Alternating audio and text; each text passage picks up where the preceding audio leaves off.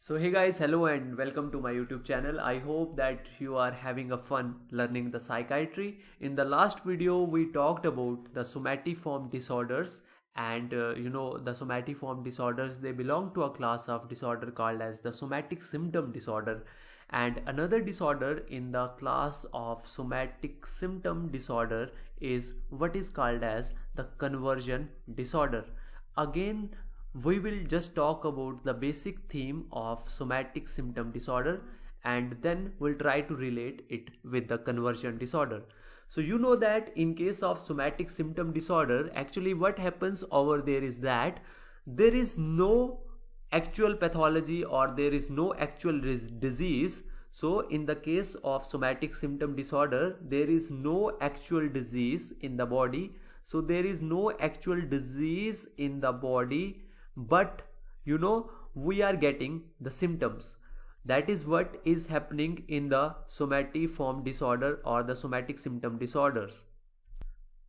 So in the case of somatic symptom disorders, we are getting the symptoms and these symptoms are there but the disease is not there. So what specifically occurs in case of conversion disorder is that we get neurological symptoms, and this is what is differentiating the conversion disorder from the somatiform disorder and making the things simpler for us. So what happens in case of conversion disorder is that the predominant symptom are neurological symptom. So the predominant symptom are neurological symptoms in case of the conversion disorder. Now, if we talk about what are the neurological symptom in case of conversion disorder, so the neurological symptom in case of conversion disorder, they may be sensory or they may be motor. For example, the patient will come to you and he or she will say that, "Doctor, I am not able to see anything." So the patient will come and he or she will say that he has got blind, or he or she can also say that, "Doctor, I am not able to hear anything." So there may be deafness. So there may be blindedness or there may be deafness in case of sensory symptoms. And now the patient is complaining that he cannot see anything or he cannot hear anything. So actually you will do the test and you will do all the investigations, like you will do the fundal examination, you can do an MRI, you can do anything. But these tests and these investigations, they will come absolutely normal. So the things are absolutely normal. Now what will you decide? So naturally you will decide that there are no such lesions, there are no such investigations that are suggesting the pathology and the reason for the blindedness or the deafness. So naturally it is a case of somatic symptom disorder, and among the somatic symptom disorder it must be conversion disorder, because only in conversion disorder we get the neurological symptoms. Second is you can get a patient who will say that, "I am deaf, I am not able to hear anything." You will do the examination is perfectly normal, so you will label the patient as a patient of conversion disorder, which is a case of somatic symptom disorder. Now, the neurological symptom may also be motor. For example, the patient will say that he is not able to move his or her limbs. So the patient is not able to move his or her limbs, and you will do the examination of the motor system. The examination will be normal. Now what will you say? You will say that it is a case of conversion disorder because the things are suggesting it as conversion disorder. Now this is the big idea about the conversion disorder. Always remember, there is no actual pathology, there are just symptoms, and the symptoms are neurological. The symptoms may be sensory symptom, the symptom may be motor symptom, and you say that it is a case of conversion disorder. Now, what is actual, what is driving these disorder? Like why is there conversion disorder at the first time, at the first place?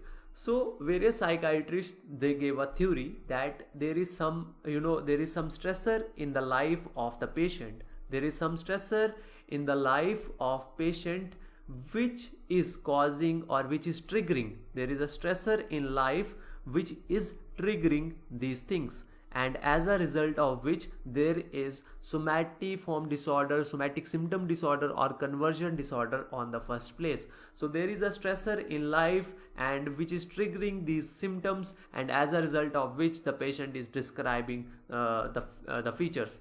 For example, let's say there is a newly married female.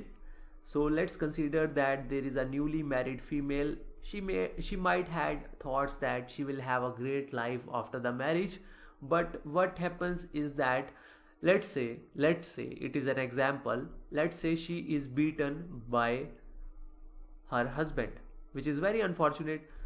She is beaten by her husband, or let's say that she finds her husband alcoholic, which she never had expected, but let's say she is beaten by her husband. So it is a case, it is a stressor. So it is a stressor, and as a result of that stressor, the patient will develop conversion disorder, and she will say that I have got blind. I have got blind. She is not, she is not lying. She is actually saying that she has got blind. This is because this thing is being triggered by the stressor. Now the psychiatrist, they say that as a result of this thing, like as a result of conversion, they are getting two benefits. First is called as the primary gain. So the primary gain is that she will evade the stress. Now as she has got, she is saying that she has got, blind.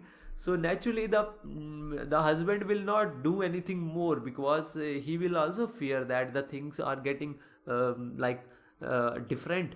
So first is she will evade the stress, which is primary gain obviously, and there is also a secondary gain, which is that she will get some medical attention and also affection. She will get medical attention or affection.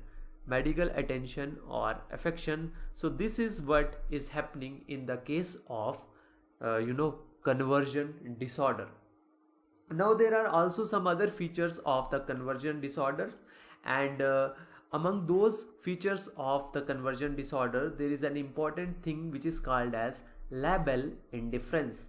So there is something which is called as labile indifference. I do not know whether it is French.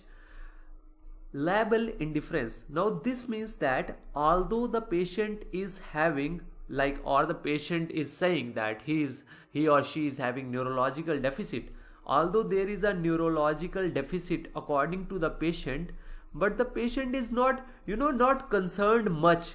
He or she is not worried about the neurological deficit. He is not concerned much about the neurological deficit, and this is what is called as labile indifference. And also there is another important thing in the conversion disorder, that the patient will show what is called as identification phenomena or modeling phenomena. Now what is this identification or modeling phenomena? Actually these patients might have seen someone having the same disorder, not the same disorder, but actually the same disease, and they are just trying to model it in their own lives. So that this is called as identification phenomena or modeling phenomena.